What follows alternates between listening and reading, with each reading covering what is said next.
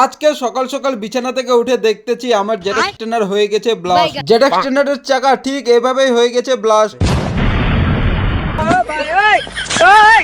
So hello guys, 11 দুখুনি বাইস। মানে হচ্ছে আমার জেডএক্স টেনার এতটাই হালকা সাউন্ড দিয়ে ব্লাস্ট হবে যে আমি নিজেও ভাবতে পারিনি।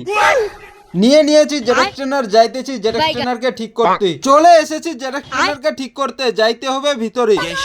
এখানে চলে এসেছি ভুল করে আমার জেডএক্স টেনার ঠিক করতে। এখান থেকে আমাকে ভাগতে হবে, এখানে ফেলে দিতে হবে আমার জেডএক্স টেনার।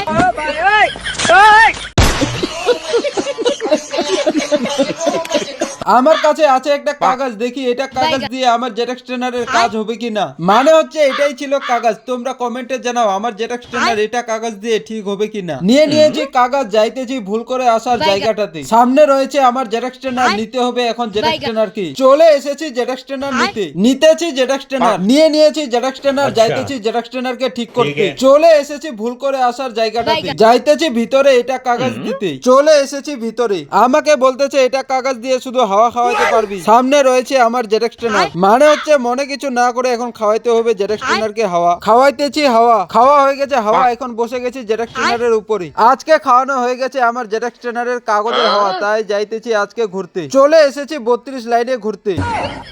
থ্যাংক ইউ গাইস, দেখা হবে পরের মিনি ব্লগে। এখন বাই।